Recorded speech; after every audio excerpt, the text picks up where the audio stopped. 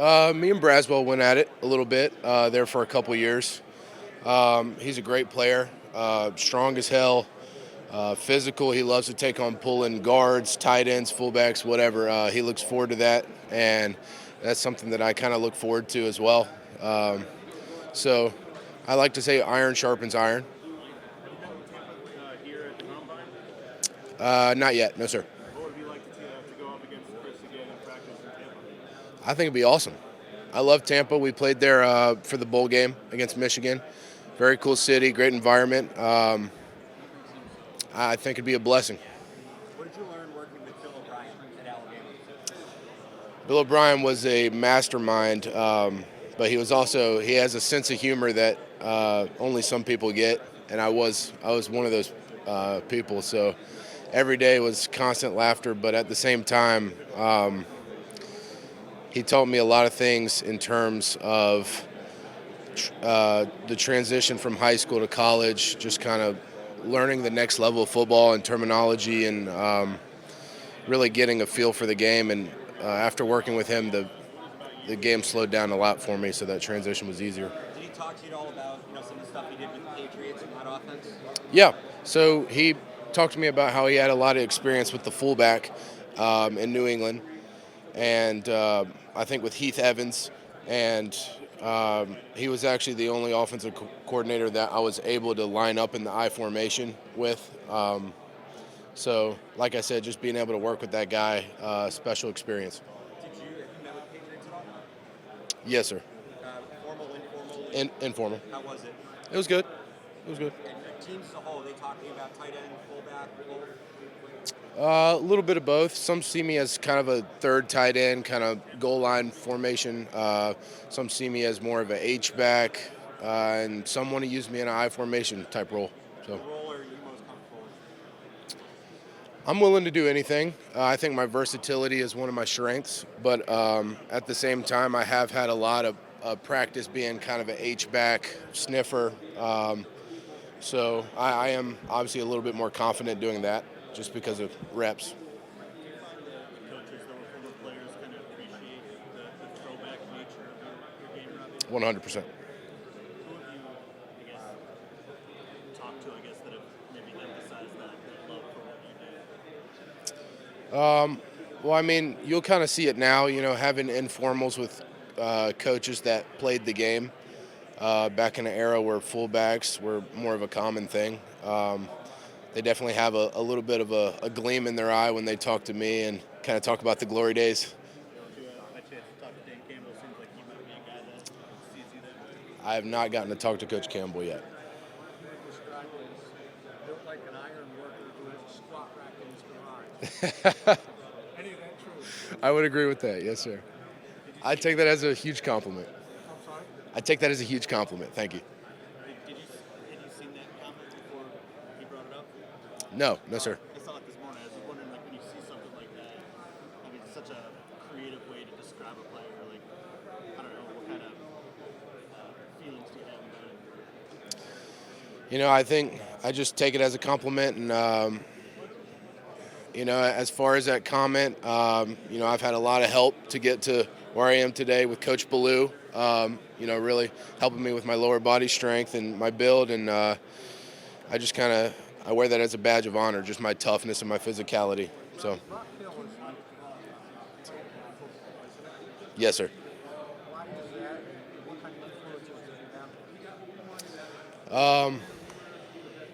have? I couldn't tell you. It's got to be something in the water in Rock Hill, because we just keep pumping guys out. So, and I've been fortunate to work with, a lot of past pros, Mason Rudolph, Cordero Patterson, and they all kind of come back and invest in the community and kind of help the kids that are coming out the next level. So, yes, sir. In what way? How close are you? I'm pretty close with Mason. I text him every now and then. Anytime I need some advice on something, he's more than willing to reach out. We used to work out a little bit back when I was still living in Rock Hill. But he's actually at Rawlinson Road Middle School's football field. Yes, sir. What does Michigan get into Justice Hayes, and what is it maybe starting to board on that? What is Michigan? Is he going to Michigan? Okay, that's news to me. I I kind of tune out the whole transfer portal deal. But yeah, Justice is a very talented young player. He's proved that he can be successful in the SEC. So he's a great teammate. Love blocking for him. I think his skills will translate very well over to Michigan. Can you talk about your relationship with CJ and going through this NFL combine process with him? It's a blessing to have CJ here with me. That's my brother. We've been through it, through the ups and the downs. He's done a lot for me, and I'm very proud of that kid and everything he's been through. But all the work that we've done behind the scenes that nobody's seen, it's just very special to be able to share a moment and opportunity like this with a guy that's done so much for me. Can you describe his skill set? CJ's tough as hell. I like to say I'm the toughest player on the field, but if I'm not, he is. And, whatever the task is, he's not going to back down from it. He's an athletic freak. There's really nothing that I've seen that kid that he can't do. You like playing fullback? You want to carry the ball? Oh, yeah. Talk about playing fullback and what you like about it. So I don't have too much experience in terms of practicing and getting reps at fullback. Early on in my career, I was just thrown into situations where I would line up in the I form, and I was just a natural blocker, so I kind of figured it out on my own. But very eager to work with NFL staff at the next level that is willing to teach me kind of the fundamentals of the position and learn how to be more natural at it. But I love playing it, and it gives me a way to translate my physicality onto the field. Robbie, you talked about being tough, maybe the toughest guy on the field. What is the root of your toughness? Just kind of the game time environment. I like to think of when I'm putting on my helmet and my shoulder pads, kind of the gladiator mindset, and using the emotions that are flowing through me into physically dominating my opponent for 60 minutes in a football game. And that's kind of how I express my physicality through that manner.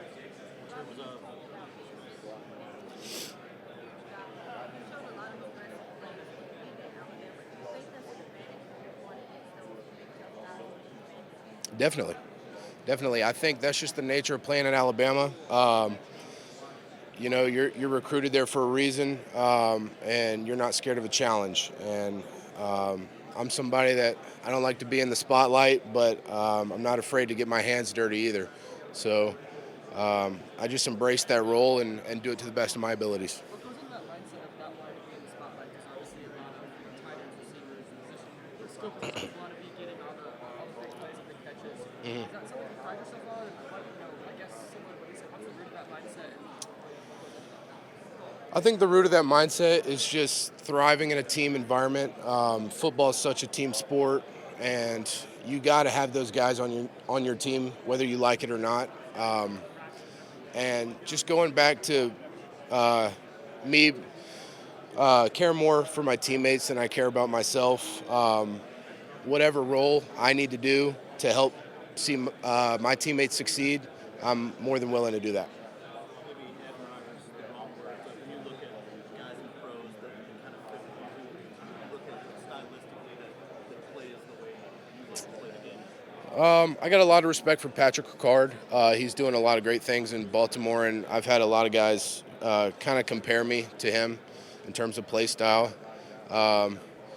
But I've been training with Lee Smith as well, and going back and watching some of his tape, that dude was a monster. So if I could take some things out of his game and implement them into mine, that'd be great. I know you said you like being in the background, you don't need the ball, but is there a part of you that's looking forward maybe that the real portion of the race to show you the effort before, or is it a little untapped potential as Oh, yeah. do stuff with the ball? Oh, yeah. I got very reliable hands, I like to say. So you throw a ball at me, I'll catch it. Our NFL coaches talking about moving you fullback. Yes, sir. A little bit of everything. Yes, sir. What's the special teams experience you got? How much do you maybe enjoy that element of the game? So I started on punt team for 3 years, KOR for 3 years, and PAT field goal all 4 years. And I loved my role on all 3 aspects that I played. But looking forward to this next step. I'm willing to play whatever special teams the coaches put me on. And if that's my role, I'll do it to the best of my ability. That's right.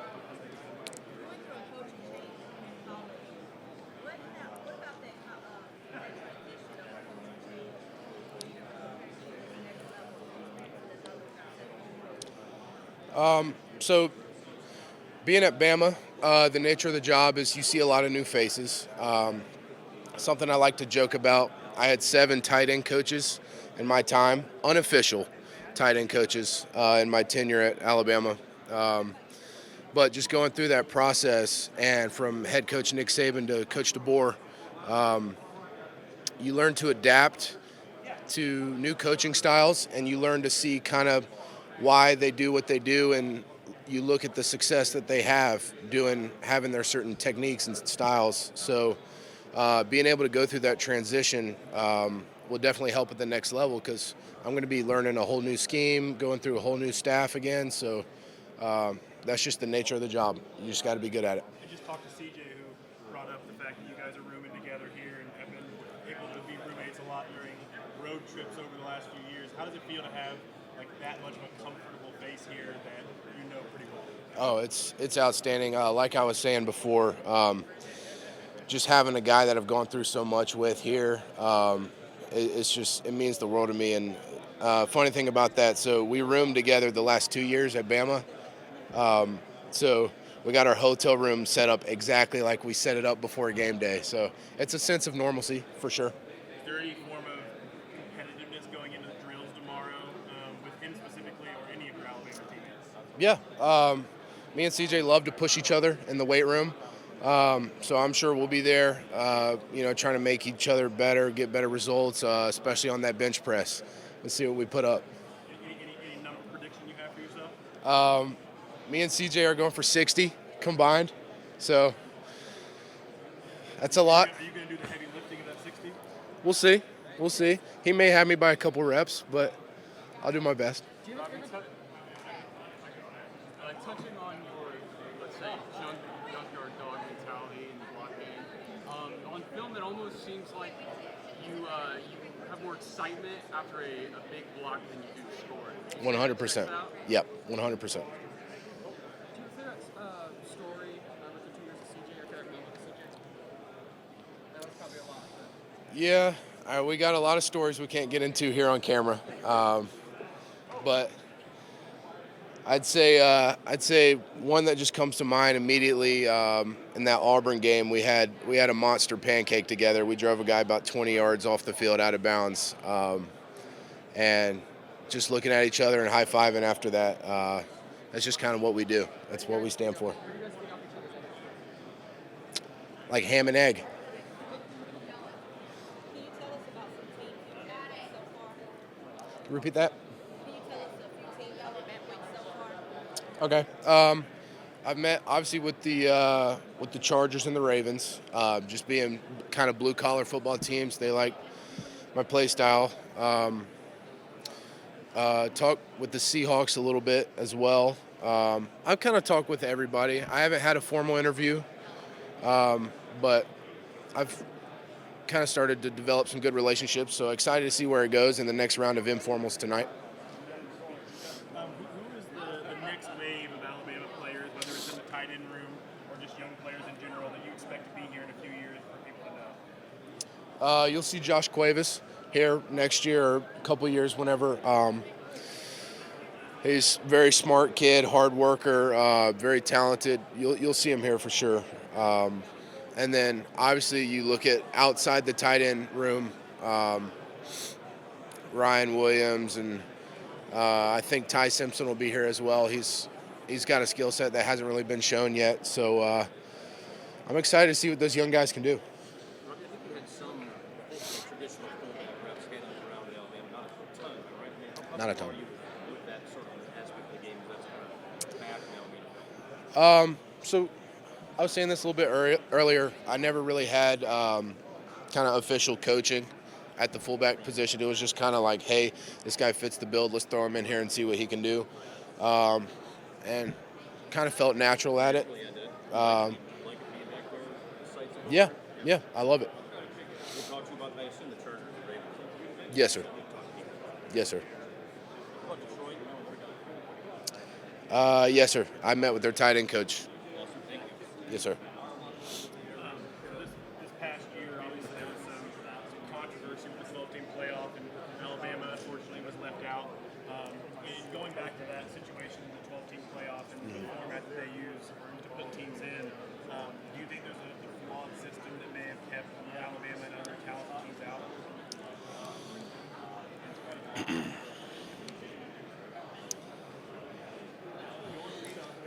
No. In my opinion, I think 12 teams may be a little bit too many in terms of actual contenders for the national championship, and it kind of showed. But I think I would have loved to play in the playoff and have a chance to make it, but at the same time, as a team, we didn't really close out and do the things necessary to solidify ourselves in that 12-team playoffs, and we left our hopes up to the committee, and that's the decision they make. We have to respect it. Like the strength of schedule in the SEC kind of played against Alabama and some other teams there? Yeah, I mean, you can make a case for it for every SEC team because of that. But like I said, when you don't do the things as a team that you need to do to put yourself in that 12-team playoff, you're at the mercy of the committee, so it's whatever. Appreciate your time. Thank you. I'll watch out for 60 between you and CJ. Can you give us a little bit of insight about your mindset before you step on the field? Yeah, so whenever I step on the football field, I like to say I have a gladiator mentality. And, walking out of that tunnel and hearing those fans stomping and roaring above that tunnel, like, it's a feeling like no other. And just being able to channel that energy into a controlled violence and using that to dominate your box on the football field for 60 minutes. If you can do that, you're going to be a special player. So I look forward to that, and that's kind of what I hold myself accountable to. Why should any team play?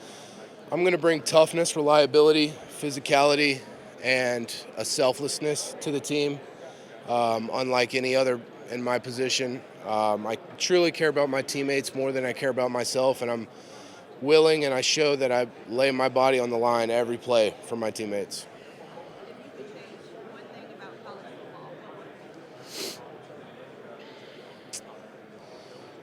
football, If I could change one thing, I don't know what it would be, but something to keep recruiting genuine. I think these young kids are making a little bit premature decisions, and I think if they did a little bit more due diligence and chose a school that actually fit them and their play style and development the best instead of making decisions for what other reasons, I think you'd see a little bit more stability in the sport. But that's not up to me, and I'm not sure of the solution to do that. So. Who's the best guy going back to Alabama that we're not talking about right now, but a year from now we'll be talking about? That you're not talking about right now. Guys under the radar.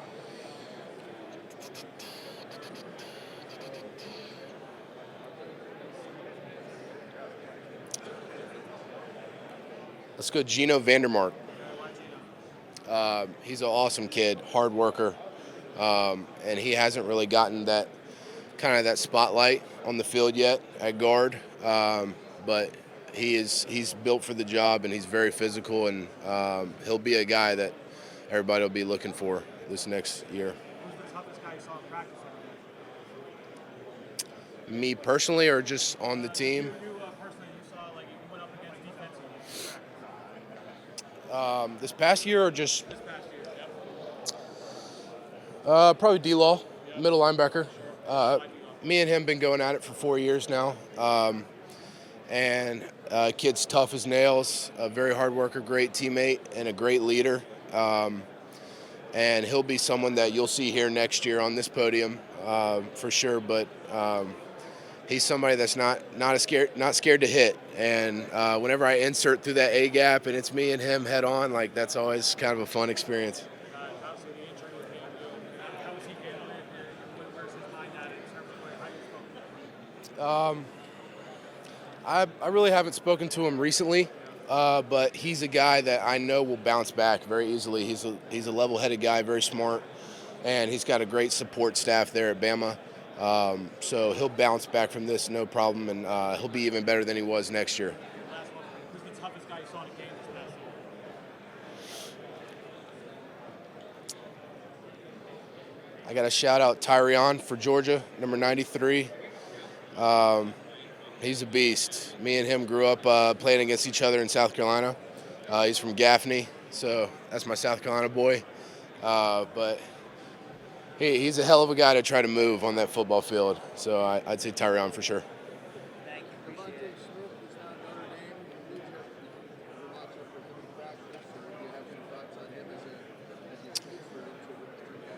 Yeah, he's a great teammate. He's been through a lot of adversity there at Bama, just dealing with injuries and such, and he bounced back from it tremendously.